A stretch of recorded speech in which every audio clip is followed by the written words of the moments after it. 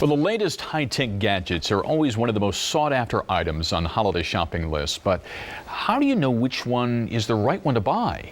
Well, Randy Meyer spoke to an expert earlier this week to get some advice. While there are many, what gadget should I get? This is a timeless question. Here to answer it, Pioneer Press consumer technology reporter and columnist Julio Ojeda-Zapata. He's here with his current leaderboard of favorite gadgets, including, well, we have laptops, we have tablets, smartphones, TV boxes, self-contained speaker units, all with the latest and greatest. Nobody wants to blow their entire paycheck, Julio, on one gadget, so you've considered balance of price, features, reliability, and above all, quality to make sure we're all choosing a gadget that isn't just great, but one that's sensible. So first, let's start with a look at the laptops. These are your favorite as they are right now. You've got Apple's 13-inch MacBook Air versus Dell's XPS 14Z. Tell us about them. Yeah, my favorite laptop is the MacBook Air, which comes in both a 13 and an 11-inch variety, starting at about $1,000. Very light, very thin, very sexy, very fast. Beautiful laptop. But not everybody's a Mac user, and Dell just sent me their new 14-inch laptop, which really has the sexiness thing going for it, and it has the additional benefit of a disk drive, which some people want. Right. So you got your Mac, Apple, and your Windows. These are both very, very nice laptops. All right, coming up next, there's some stiff competition between these two tablets, Amazon's new Kindle Fire versus Apple's iPad 2. They look pretty similar, but have some fundamental differences. Tell us about those. The Fire's a lot smaller. Price, $200 versus $500.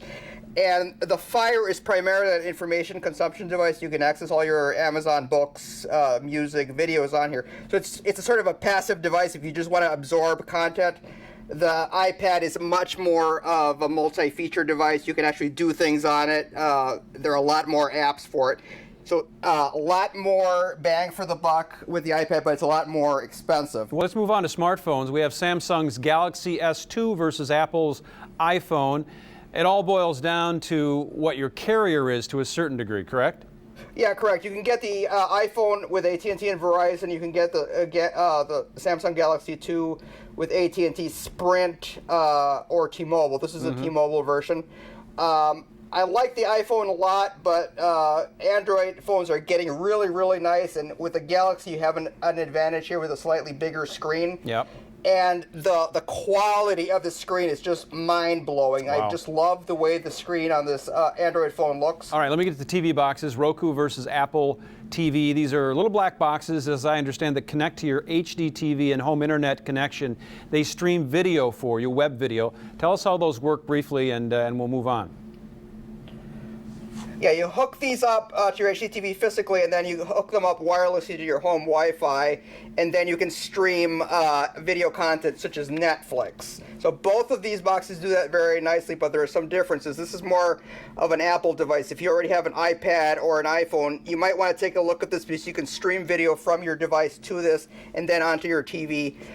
This is more of a general purpose device. There's a lot more content that you can get on here, and with this model, the XS, you can even play Angry Birds. It's also a game machine. Well, that's important for a lot of people. We are out of time, Julio. Unfortunately, I know there's more things out there that would be good choices for folks, but we appreciate your insight. Pioneer Press consumer technology reporter Julio Ojeda-Zapata, as always, thank you.